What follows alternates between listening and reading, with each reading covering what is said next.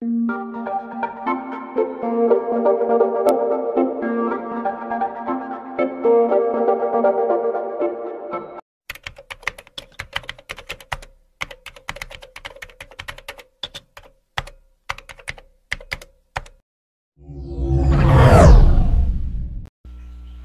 mapatalon si Christina sa gulat nang kumalabog ng malakas ang pintuan ng kanilang bahay.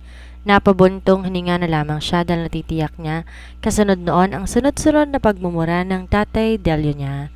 Hindi nga siya nagkamali dahil maya-maya lamang paulit-ulit tong nagmumura habang naghahalongkat ng kung anong makakain sa kusina.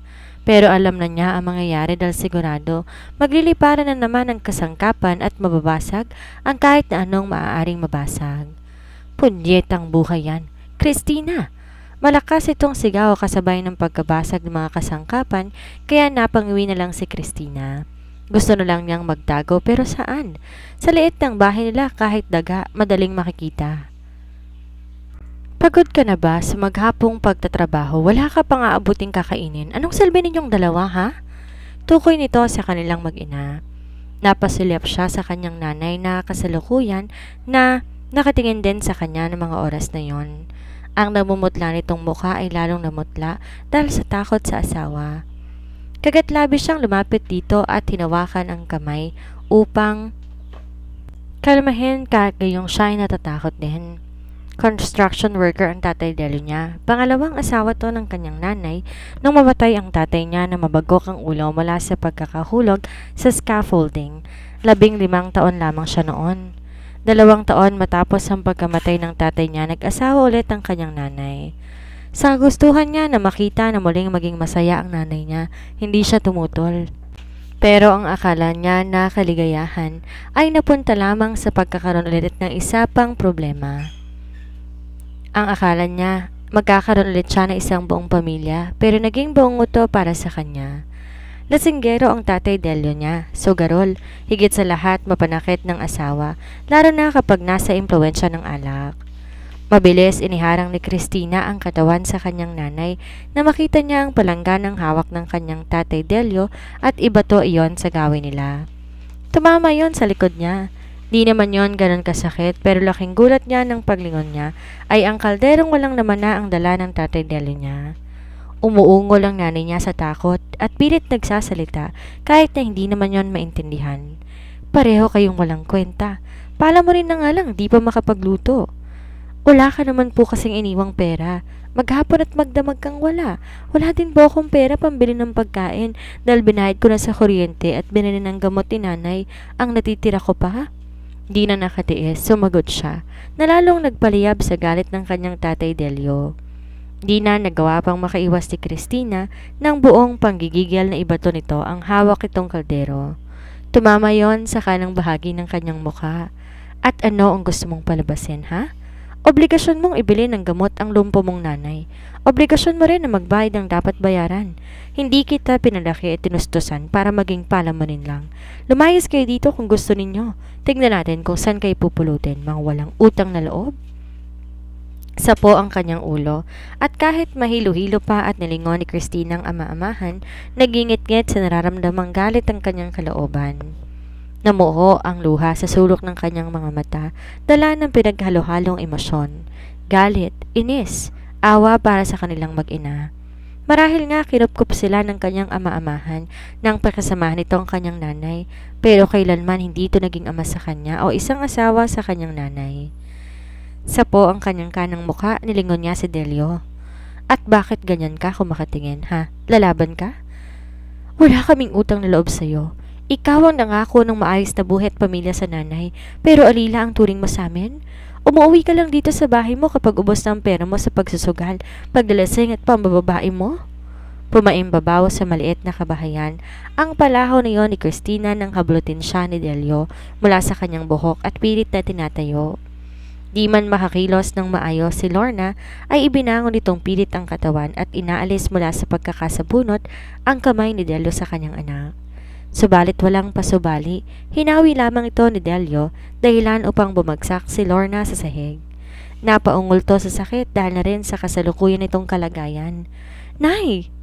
Wala na nga kayong pakinabang, nakukuha mo pang magmataas? Kung di ko kayo kinupkop, sang lupalop na impyerno kayo pupulutin. Saan kayo magpapalipas ng bawat gabi? Sa puntod ni Ernesto? Tukoy nito sa tatay niya. Muli, napapalahaw sa sakit si Christina nang kalad ka rin siya ni Delio at itulak palabas ng silid. Nahulog siya at napasubasob sa lupa. Hindi kasi konkretong bahaging yun ng bahay.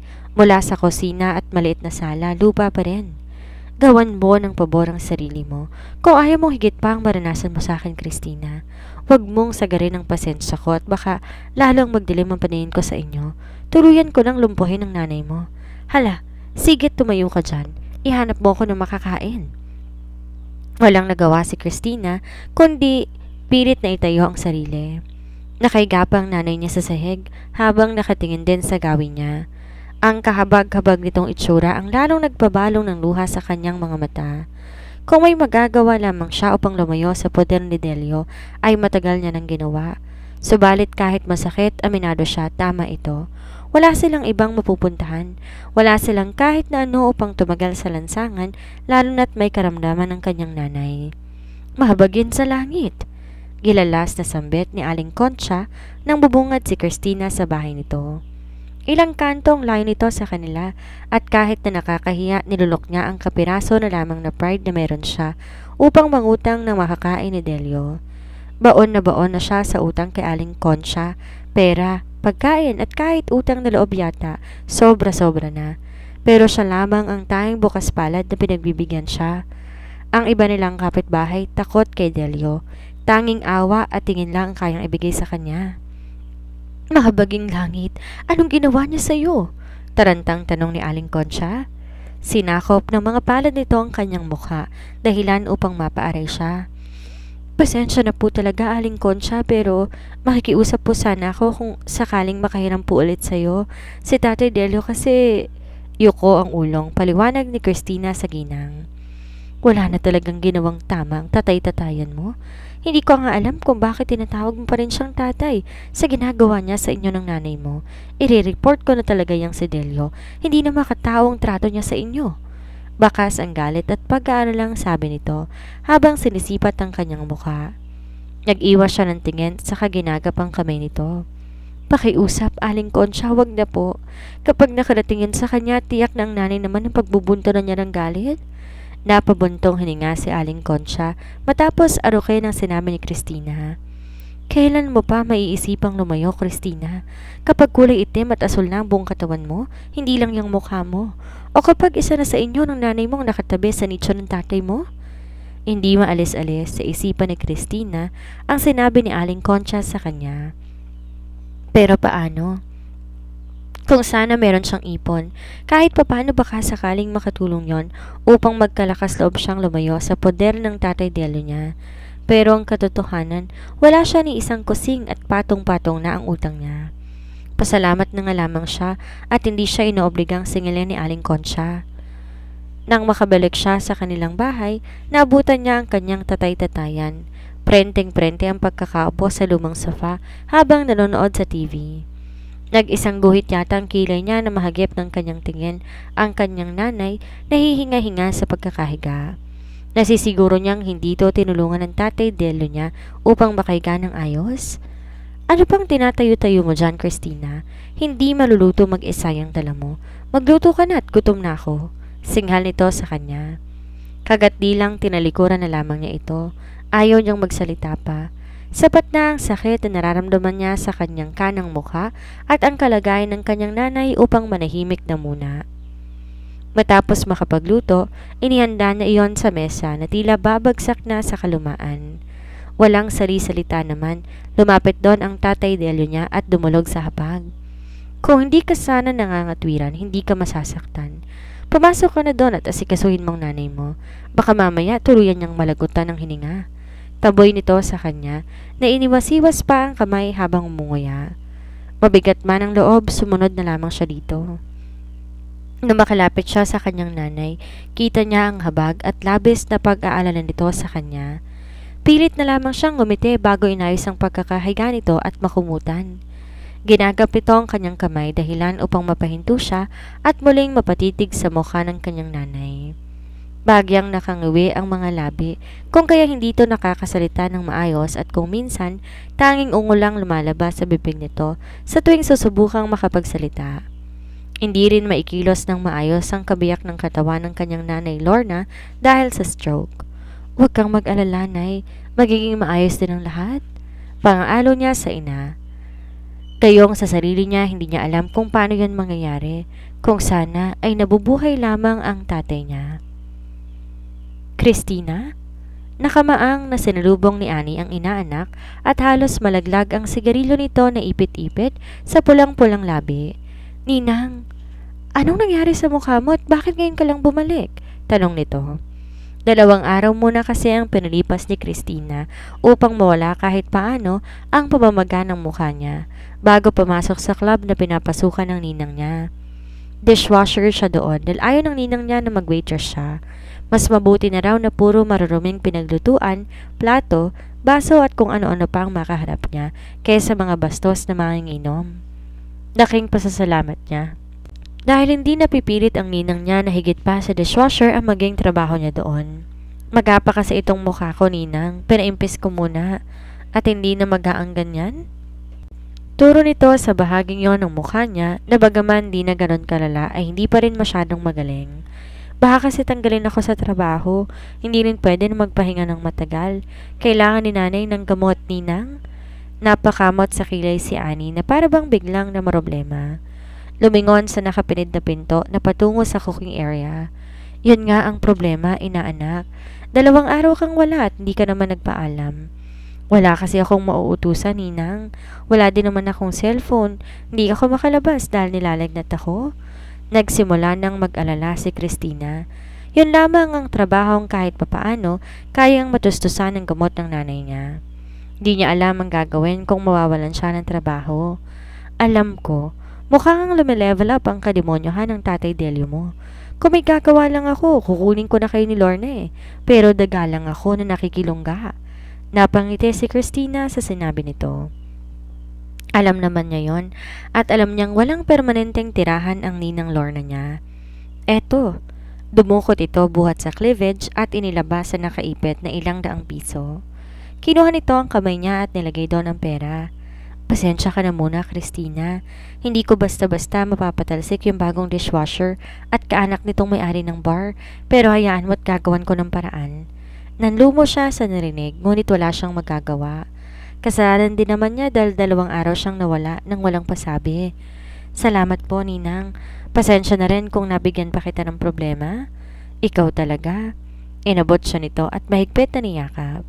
Langhap niya ang pinaghalong pabango at amoy ng sigarilyo dito. "Kahit kailan, hindi kayo problema sa akin ng nanay mo. Para saan pa't tumanda kaming magkakabit ang mga bituka?" Nang kumalasto sa kanya, hinawi nito ang buhok na nagkukubli sa bahagi ng kanyang mukha na bahagya pang namamaga. Naglapat ang labi nito at rumihistro ang galit sa mga mata nitong sa tuwin ay animo nakangiti. Magkakaibigan ang magulang niya at ang ninang ani niya. Ang sabi nito, best friend nito ang tatay niya talaga bago nakilala at naging kaibigan ng nanay niya. Hanggang sa magdalaga at magkatuluyan ang mga magulang niya. Di na nakapag-asawa ang ninang ani niya. Maaga kasi itong nagtrabaho bilang entertainer sa mga bar. Wala daw lalaki ang nararapat sa kagaya nito na isang babaeng mababa pa sa kalapati ang lipad. "Sa susunod na makita kitang ganyan ang itsura mo, Christina, sinusumpa ko sa ngalan ng tatay mo, buburahin ko ang mukha ni Delio sa balat ng lupa." Seryosong sambit nito. Ginapangan ng pangamba si Christina dahil halata sa ninang niya na hindi ito nagbibiro. "Nagbibiro lang ako." Nakangiti nang sabi nito nang mapansin ang takot sa kanyang mukha. Subalit para kay Alice, hindi siya magdadalawang isip na gawin yon oras sasaktan muli ni Delio ang minamahal na inaanak. Pauwi na si Christina nang mapadaan siya sa karinderya. Naisipan niyang ibili ng kahit lugaw man lang ang nanay niya dahil gatas lang ang tanging laman ng sikmura nito. Nang bilangin niya ang perang inabot ng ninang Alice niya, kulang-kulang 600 din yon. Marahil binigay nitong lahat ng pera nito ng mga oras na yon. "Christina, hinahanap ka ni Aling Concha. Nakita na ba kayo?" Tanong ni Manong Oka na may-ari ng karinderya habang sinasalin ang lugaw na may itlog na binili niya. "Hindi po, Mang Oka. Kanina pa po ba?" Tanong niya. Hindi kaya sisingilin siya nito kaya siya hinahanap? Kani-kanina lang. O ito ang lugaw mo. Dinagdagan ko na rin yan para sa inyo ng nanay mo. Lalo kang pumapayat ah. Salamat ho, Mang Oka. Nakangiti niyang sabi nang abutin ang binili. Bago tuloy ang umuwi, dumaan muna siya kay Aling Concha. Nag-ayos ng mga paninda sa sari-sari store nito nang abutan niya. Aling Concha, tawag pansin niya rito. Nako, Christina, naabala ba kita sa trabaho mo? Agad itong lumabas at lumapit sa kanya. Di naman po. Sa katunayan wala po akong pasok ngayon. Bakit naman? Masama pa ba ang pakiramdam mo? Hindi kaya napuruhan ka na magaling mong tatay-tatayan? May pag-aalalang tanong nito. Naku, hindi naman po. Maayos na po ang pakiramdam ko. May bago na kasing dishwasher doon sa bar eh. Hihintayin ko pa po ang balita ni Ninang kung makakabalik ako. Ganun ba? Kung gayon wala kang trabaho? Opo, pasensya na Aling Concha ha, pero magbabawas po ako ng utang ko. Nilabas niya ang pera sa kanyang bulsa. Pero bago pa man niya yon maiabot dito, pinigil na siya nito. Huwag na muna iha, mas kailangan mo yan. Pero ang akala ko po, kaya mo ko hinahanap dahil maniningil ka. Takang tanong niya. Hindi naman. Ang totoo niyan, may sasabihin ako sa'yo. Yung kapatid ko kasi na si Sol, naghahanap ng pwedeng maging caretaker. Malaki din ang sahod at may incentives pa. Talaga po? Napukaw kaagad nito ang interes niya. Kailangan niyang trabaho at malaking bagay ang balita ni Aling Concha. Gusto mo ba? Dahil ngayon din tatawagan ko si Sol upang sabihin na ikaw na lang ipapasok niya. Sige po, Aling Concha. Pero ano po ba yung caretaker? Tapos naman siya ng high school pero nalilito siya kung ano ang trabaho ng isang caretaker. Mag-aalaga ka lang ng bata at kaunting gawaing bahay. Huwag kang mag-alala, mababait daw ang mga yon. Galing doon si Sol, pero doon talaga siya sa main house daw na mamalagi. Ganun po ba? Saan po ba yung papasukan ko kung sakali? Kailangan po kasi makabalik din ako sa hapon. Kaagad napalis ang ngiti ni Aling Concha sa sinabing iyon ni Christina. Palawan, iha. Alanganin nitong sagot. Palawan? Bagsak ang balikat na ulit niya. Imposible yon sa kanya. Nang makauwi si Christina sa bahay, tahimik ang paligid.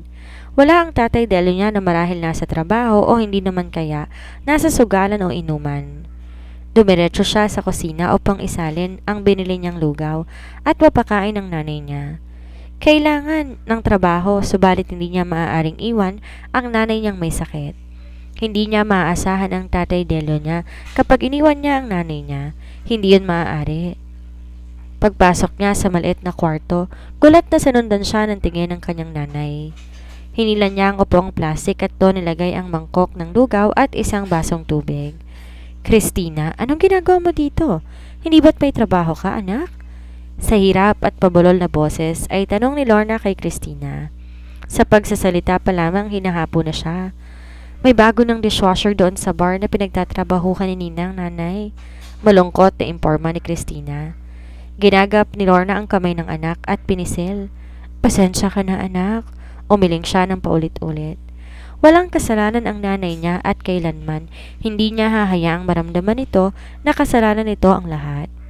Marahil ay isang malaking pagkakamali nga ang pakikisama ng kanyang nanay kay Delio, pero masisisi ba niyang ina? Malalim na ang gabi nang maalimpungatan si Christina sa pagtulog. Pakiramdam niya may mga matang nakatingin sa kanya mula sa pagkakahiga sa tabi ng kanyang nanay. Unti-unting minulat niya ang mga mata at gayon na lang ang hilakbot na bumalot sa katawan niya nang mula sa bungad ng kwarto nakatayo ang kanyang tatay Delio kasama na isa pang lalaki sa tabi nito. Mariin niyang kinapitan ng kumot at nagtulog-tulugan, ngunit sa gising na gising niyang diwa, hindi siya magdadalawang isip na itaya ang buhay niya kung may balakin ang dalawa sa kanilang mag-ina. O hindi ba? Bayad ka na sa lahat ng utang mo sa akin kapag yung anak-anakan mo ang binigay mo. May sukli ka pa. Anang isang lalaking kasama ni Delio habang humihipak ng sigarilyo. Tarantado. Kapag inilakad ko yan sa mga kanon na nasa kasino, hindi lang lahat ng halaga ng utang ko magiging katumbas niyan. Pinitik-pitik ni Delio ang mga daliri na animo nagbibilang ng salapi. $, pare. $, ang halaga ni Christina. Kaya hintay ka lang at mababayaran din kita. Doblehin mo pa ang tubo. Sa bagay nga. Pero baka naman, paring Delio, isang gabi lang, nakangising sabi ng lalaki. Kinilabutan si Christina at tila pinangapusan ang hininga sa mga narinig niya. Gago, edi nabawasan ng halaga niyan. Yun nga ang nagpamahal dyan tapos gusto mo pang mauna. Hanggang doon ka lang sa saldakan. Tukoy nito sa beer house. Tumatawang naglabasan ng dalawang lasing habang napabalikwas ng bangon si Christina. Nanginig ang laman niya sa galit at takot. Di niya lubos maisip na kaya siyang ibenta ng ama-amahan para sa interes nito. Ang akala niya sa mga nobela at soap opera lamang yun posible, ngunit nagbabadyang mangyari yon sa kanya. Minasdan niya ang ina na malalim ang tulog. Hindi pa siya nasisiraan ng bait para hayaang mangyari ang nais si Delio.